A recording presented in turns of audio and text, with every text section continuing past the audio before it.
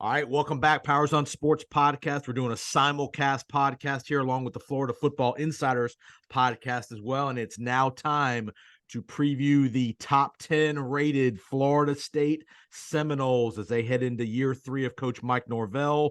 They have an opening week showdown with LSU in Orlando on the Sunday of Labor Day weekend. So a huge opener for the Seminoles, and no better person to preview the Seminole roster and the program than the voice of the Florida State Seminoles, the director of broadcasting at Florida State, one Jeff Culhane. Welcome back to the podcast, Jeff. Jason, always great. Appreciate you having me on the show. And man, I can't wait for September the 3rd. I know Noles fans are ready to get to Orlando. Yeah. It's going to be obviously with the classic finish you had last year in New Orleans with the block extra point and all that great and the great year. Florida State coming off a 10-3 year, 5-3 in the ACC top 10 finish. It's the highest rated Florida State team in a while here. Obviously, a lot of expectations within the program around Tallahassee, nationally even, that this is potentially a college football playoff team.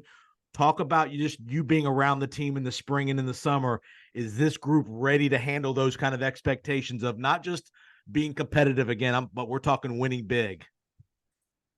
Yeah, that question is the number one question, right? I remember talking about this last spring with a lot of people, and it's an intriguing conversation piece because you go from expectations this time last year of, hey, we just want to get to a bowl game, right? I mean, it's been a minute, and all of a sudden you got 10 wins, you beat LSU, you beat Miami, Florida, and Oklahoma, and you're thinking, oh, okay, this is fun. Like this is what it used to be all about. And so the answer to that, I take the answer from Mike Norvell because he is obviously leading the charge here with what he has done into year 4 and the culture he has instilled with his coaching staff and the players and everybody around the program.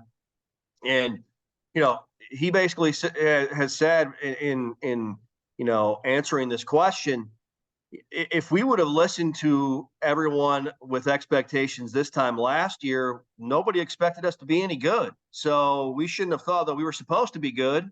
And if we keep listening to everybody on the outside of our walls, then we're doing it the wrong way. And so, it's however you want to categorize it, whether you call it cliche, it's what the process is with Mike Norvell's football program at Florida State and a Coach Norvell-led team. And so, they want to get better every day. Sure. They're not obviously looking ahead to anything in November or December or January. They're looking at today and tomorrow when that day comes, right? And so it's sort of the coach speak answer, I guess. But we're going to find out a lot early in the season. It's almost like it's Tiger Month with LSU and Clemson in game 1 and game 4. So we're going to know a lot about this football team and where they stack up in accordance to the national landscape of college football. But I can tell you they're working and they're ready to go out and win. And we're going to talk about the roster and the returning guys. You got a lot of guys that could have gone to the NFL and came back, and we're going to talk about that in just a minute. First thing I want to talk about, and I know a lot of teams don't do this, but I saw this in your Twitter feed, which you can find at Jeff Culhane, Culhane. Florida State took a little road trip to Jacksonville, a little team bonding, seems like. Talk about that little road trip to Jacksonville and kind of what Coach Norvell was trying to get out of that. Yeah, it's almost mimicking a road game per se, but it's also, it's the first week of camp is in the books. You're starting to kind of get into a little bit of a routine, and then boom, you zap your guys with a little change, and you take them out of their comfort zone, and you take them out to UNF where they don't have a football program, obviously, but they've got a field set up for them, and the folks there did a great job. You put them in dorm rooms that maybe aren't what the guys are accustomed to, and you get them out of town for a few days and sort of recalibrate a little bit and shock the system. It was hot, obviously. Yeah. There's no shade, there's no trees, there's no indoor to go into when you have a few periods off. You are in the sun, and you're learning a lot about how tough you can be. And so, as tough as you can push guys in this era of college football with no 2-a-days or even 3-a-days with some guys. You go back to watching some of the old school movies and how it all worked. But I think it's Coach Norvell's way of building camaraderie and pushing these guys to show them that, yeah, there's a little bit more you can dig into and go find, even on top of what we're asking you to do. You face adversity, you come together a little bit. There's obviously, it's not just practice. There are events and meetings and group team bonding exercises that bring this group together. So he's been doing it every year since he's got here. I like it. I think it's unique.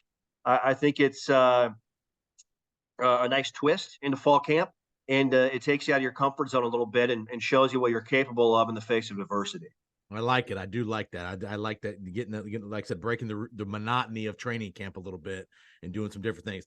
All right, let's get to the roster a little bit. You got a bunch of returning guys that could have gone to the NFL. Trade, Jared Verse, Jordan Travis, Trey Benson. A lot of guys came back that could have gone and made some money in the NFL. Talk about just the returning guys and the experience level and how much those guys are almost like coaches on the field, that Coach Norvell doesn't have to do as much of that policing. He's got such a veteran group. Yeah, it's a good way to put it, Jason. It is. It's a huge part of it. I think what I've learned around college athletics and really sports in general at every level is the great teams are player led, and they are obviously held accountable by their coaching staff, but the great ones are held accountable within the locker room. And I think that's what you have here right now. And all of these guys that could have went on and made some money in the National Football League. In Jared Verse's case, he was a first round projection, right? But have made a lot of money. They wanted to come back and they wanted to do it together.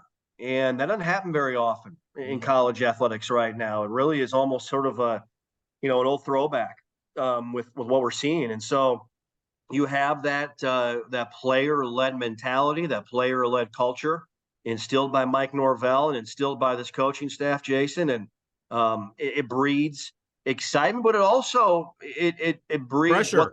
The blueprint also for the future as well for the younger guys. Like, hey, yeah, we could have made a ton of money, and in the era of NIL, these guys are obviously making some money, which I'm totally fine with. Yep. But they're showing the younger guys that, hey, this is how we do it here. This is how you hold each other accountable, and this is how you win big. And so it's why Florida State's a top 10 team in both polls in the preseason, and why they're challenging Clemson to kind of unseat the Tigers at the top of the ACC this season. Looking at the roster, looks like, by my count, it looks like there's 11 transfers that came in, plus the high school kids. Of those transfers, give me a couple of names that you really think are going to make an impact on the whether it's the first or second deep as far as the roster of guys that you really think are going to play a bunch. Well, I always answer this question the same way. To me, it starts with Jaheim Bell on offense, because I think he is versatile. You see what he has done at South Carolina, catching the football. Yep. Yes, catching the football, running the football. He is a tremendous add, along with Kyle Morlock, the two-time D2 All-American that came in from Shorter, who is a big-bodied tight end, wide receiver that can catch the ball and also block. I know Mike Norvell is excited about Keon Coleman because Keon Coleman is a pro, could have went to the NFL, but he's from Louisiana. He told everybody that, hey, he went to Michigan State, but he wanted to come back to the South because it's just different. College football is just different in the South. And so he came to Florida State. It's going to be a great opportunity for Noles fans to see two big wide receivers in Johnny Wilson and Keon Coleman out on the field at the same time at 6'7" and 6'4", which is really exciting to talk about. But I think what the transfer portal has done, Jason, it's been able to infuse both lines of scrimmage with experience and talent at times where both of those position groups needed that more so than any other group on this team, I feel like. You go back 3 years ago to 2020, it was the youngest offensive line in college football, and it showed. Now, according to Phil Steele, it's the most experienced offensive line he has seen in all of his years of getting ready for his preseason college football preview ever, with the guys they have brought in with Jeremiah Byers and Casey Roddick and Keandre Jones and returners like Maurice Smith and Dimitri Emmanuel and Robert Scott and Darius Washington. So now you got 7-8 deep on the offensive line, and you're 8-9, potentially 10 deep on the defensive line. And I'll give you a name defensively. It's too bad Daryl Jackson's waiver did not go through. Right. That could be a whole nother podcast for a whole nother day. But I think Braden Fisk, when you see him with pads on, he is a mean looking dude that's got a motor. And I think Noles fans are going to fall in love with number 55 this upcoming season. Well, let's stay on the defensive side, and then we'll get a quarterback question after that. Jared Verse, obviously, we know what he is, all ACC defensive end. You mentioned Fisk. The secondary, 4 returning guys in the secondary. You got a Virginia transfer, all ACC, another DB back there. That seemed to be a little bit of a weak link last year. Talk about the importance of the secondary growing into the position. Yeah. I think the secondary is a group that has also been helped. You mentioned Fentrell Cypress, his addition, who's an all ACC corner out of UVA. You return Renardo Green, you return Jarian Jones, Azarie Thomas. So you have depth there. I think a guy that we need to talk more about, that we will talk more about, is Kevin Noles. Kevin Noles is a guy that's played since he stepped on campus at that nickelback spot out of Hollywood. And he has gained almost 30 pounds of muscle, Jason, and they're moving him to safety. And he can play both spots. He can play nickel, he can play corner. But I think they're looking at Kevin as a guy that can provide depth at the safety spot behind Shaheem Brown and Akeem Dent and be versatile. I think what you have in this era of college football, what Adam Fuller and Mike Norvell are doing, you are getting versatile playmakers in the secondary that can both cover and can come up and play the run, right? Where you don't feel like you have to have a roster loaded with a bunch of linebackers. And so when some of these guys left for the portal, some really good players, Amari Gaynor, Brennan Gant, you're kind of like, all right, there's got to be something going on here. I think that's kind of the viewpoint. You have a lot of guys because offenses aren't line up and run at you 3 yards in the cloud of dust. They're going to spread you out, multiple formations. You got to cover tight ends. You got to cover guys in the slot. That's what this defense, I think, is trying to do. And when you have the confidence in your front four to get to the quarterback without bringing extra pressure, with guys like Verse and Peyton and Gilbert Edmond, who's also here from South Carolina. We haven't even talked about Fabian Lovett yet, who was one of the most needed players last year, and we saw and felt his absence when he got hurt in the run game. You feel good about what you can do in the secondary for a group that was a top-rated pass defense in the ACC last year. Back to the offense. Obviously, Jordan Travis is going to be the trigger man here, leading the charge. What I like is they've got guys behind him. Rodemaker has played in 1 games. So, God forbid something happens to Jordan. You got a guy that can come in and he's proven he can get the job done, what he did at Louisville. You got A.J. Duffy, who's another guy that I know is competing for the backup job. Just talk about the depth in that quarterback room. God forbid something happens to Jordan Travis. Yeah, right. I mean, knock on wood. And we saw it a year ago. I mean, that Louisville game, I think we should talk more about, Jason. I mean, that game, as much as we talk about LSU and the state championship, right, and rightly so, at Oklahoma to end the year, the Louisville game to me was an early season culture program defining win. Right. That went a long way in last year's 10-win season. And so, Tate Rodemaker kind of had a deer in the headlights look at the end of the second quarter in that one, and then they got him comfortable, and he got comfortable, and he was great. And the defense locked it in and did some great things. And, of course, they got the running game going with Trey Benson and LT and Trayshawn Ward in that game as well. But, I tell you this, Tate Rodemaker's experienced. A.J. Duffy's very good. You hear what Mike Norvell has said about Brock Glenn, the true freshman who was originally committed to Ohio State. Mm-hmm. And it sounds like that young man is doing some very good things. I believe the quote was, he doesn't process things like a true freshman. He's almost ahead of the curve. And so I'm not saying he's going to be the backup. I think it'll be Tate. But keep an eye out for Brock Glenn for even next season, potentially, when Jordan moves on, as that quarterback room will be in a competition next spring for who the next starter will be in this offense. What's the one position group in your mind that if they can elevate their game a little bit to one more notch up or maybe 2 notches up, that this team can be college football playoff national championship quality? It's boring, Jason, but it's the lines of scrimmage. It's the offensive and defensive line. We ran the football great last year, 6 straight games of 200 yards or more, tying a school record. 35 points, 6 straight games in a row. That's the longest streak in college football right now. And so, correct myself, I think it's 7 straight games of 200 yards or more last season, nearly a school record of 8. But if the offensive line can take another step forward in continuing to carve out running lanes for Trey Benson and LT, and depending on who the third running back will be, whether it's Rodney Hill or Keziah Holmes or whomever it will be, it's going to set the tone for this wide receiver core and tight end group to get some open looks in the passing game for Jordan.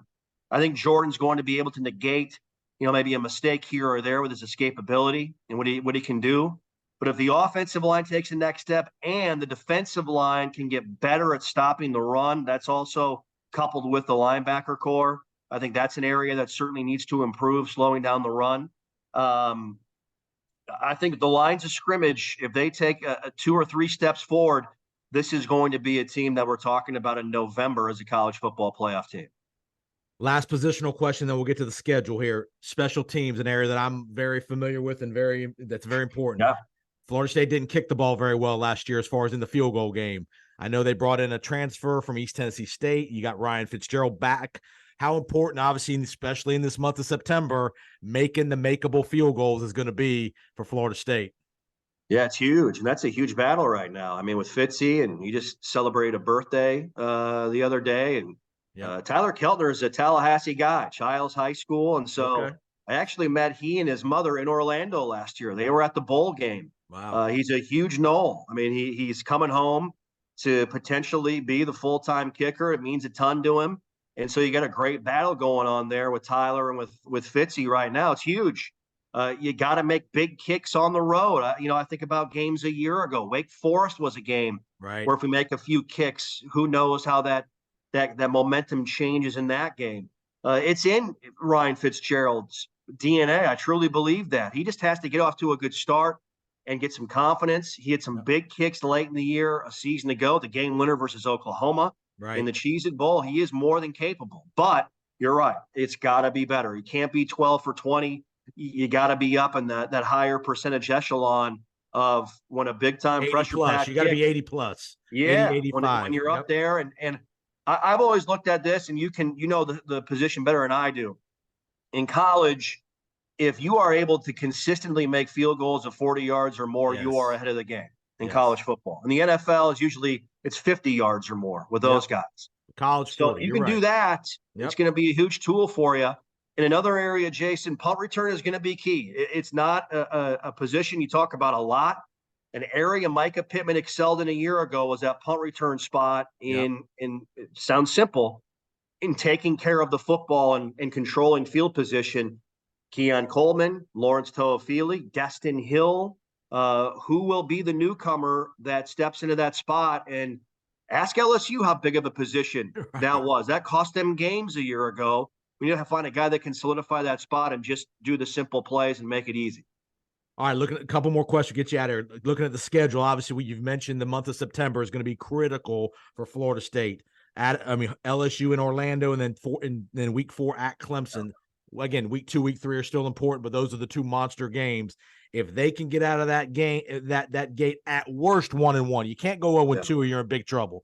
If you can get out of there at least 1-1, remember the ACC is it's a top 2 teams now. It's not divisional, so you could potentially see Clemson a second time if everybody does their work throughout the year. But how important it is, obviously, with that first game especially, you can't waste these training camp days. These are critical. It sets the tone. It sets the tone for the entire year, and for the energy around the program and around the university heading into October, as well, with 3 home games in a row on the schedule after the bye week staring you straight in the face. I mean, if we're 4-0 coming out of that bye week and coming back to Doak, it's going to be wild. You know it, and it's going to be wild. And those are 3 winnable games with Virginia Tech, Syracuse. I think Duke is tougher than what people are going to give it credit for, because Duke's not a sexy college football program, but they're a good team. They're a good team right now. And then I'll tell you two big mental, check games for you. It's not the rivalry games. It's going to Wake Forest and winning. Pitt. And at Pitt, November 4th. Pitt is the team in the last 5 years that has the second most wins in the ACC right now. I mean, they're not a team you talk about a lot, but they are a team that's pumped out NFL talent. And Pat Narduzzi knows how to coach defense. They play physical. Tricky weather. You could have some bad weather up there that time of the year. Yeah, they're blue collar. It matches the city that they're in. Yep. So it's not going to be easy. It never is. You're going to battle some injuries. You're going to face adversity. But with the head coach, with Mike Norvell, and with the leaders that came back that bypassed the NFL, you'd like to believe and think that you have the leadership to be able to handle some of those things you're going to deal with during a regular season. All right, Jeff, tell everybody where they can find the obviously if they don't have a Florida State affiliate in their town as far as the local radio, tell everybody where they can find the broadcast at the Florida State Athletic website, things like that. You and bar none on the call for another great year of Florida State football. Yeah, thanks, Jason. Looking forward to it with bar none and Tom Block and our entire crew. It's just they made my life so easy last year in replacing the great Gene Deckeroff, and I shouldn't say replacing. You can't do that. Carrying on that role.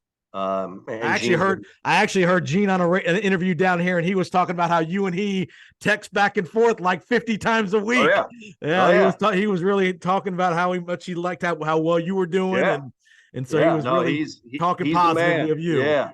He's the man. We have a text chain. We text during games. That's what he was saying. He was over in, I think, Munich last year with the Bucks. In Germany, he was texting at 4 a.m. during the Syracuse game.